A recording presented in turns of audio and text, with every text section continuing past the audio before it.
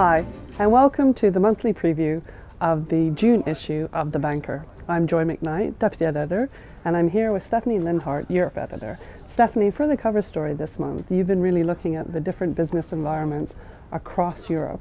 When businesses are looking at different locations, what are the sort of criteria that's swaying their decisions?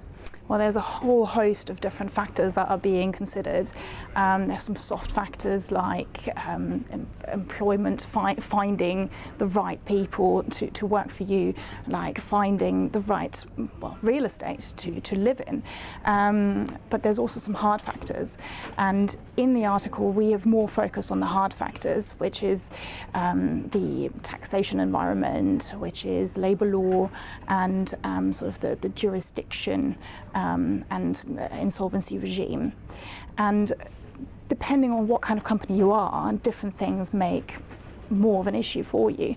So I've spoken to a CFO who used to be working with Indesit, a big appliance maker, and he was helping there in the restructuring of the business in the strategic relocation. And he was telling me that for reasons like high labour costs and strong unions, they decided to move some of their business from Western Europe, the production business, to Eastern Europe. Now, for a financing company that they've also moved, they moved them to the Netherlands because they liked the taxation regime there, they liked the insolvency regime there, and for the majority of the operations they moved those to Switzerland because they liked the fast jurisdiction and taxation again. Okay, you've mentioned taxation a few times now. Given the UK's sort of favourable corporate taxation rates and environment, do you think that will give the UK a bit of an edge even post-Brexit?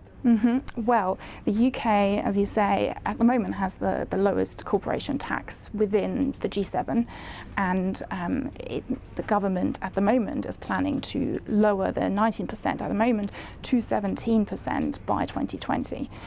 And Theresa May, Prime Minister, has already said that if the US under Donald Trump are going to lower their corporation tax, which they have said would lower to 15%, they would even lower that rate again.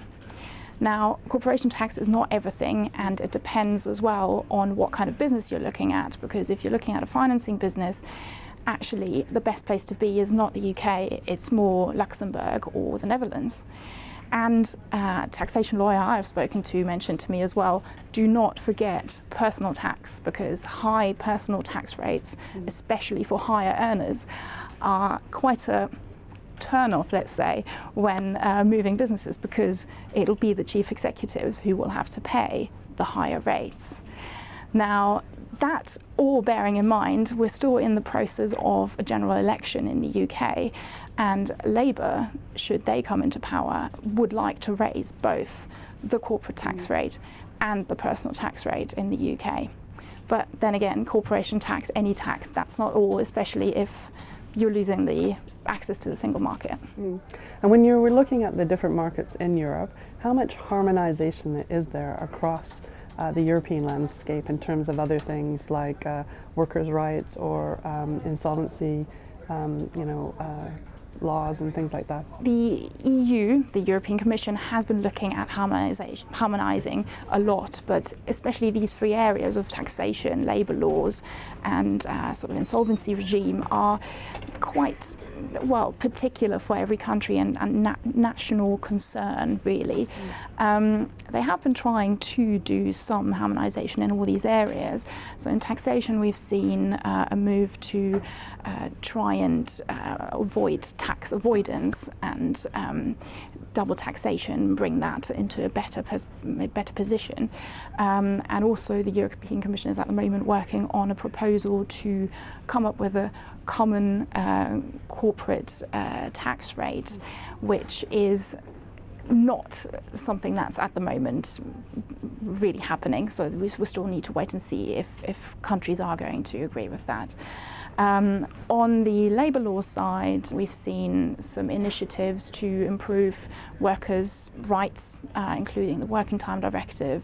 And then there's also the insolvency side, and there again they are looking at harmonising insolvency regimes across the EU member states by trying to just come up with a few guidelines that everyone should follow, and trying to improve the education of the justices, the people actually working on insolvencies. Now, this is something that the business community does like. I was talking to a treasurer, and he was telling me that he feels the EU is doing a good thing by trying to harmonise certain areas, because it certainly does make the life easier for a business. So some movement has been made, still quite a ways to go in terms of harmonisation. Thanks so much for your insight, Stefanie. Thank you.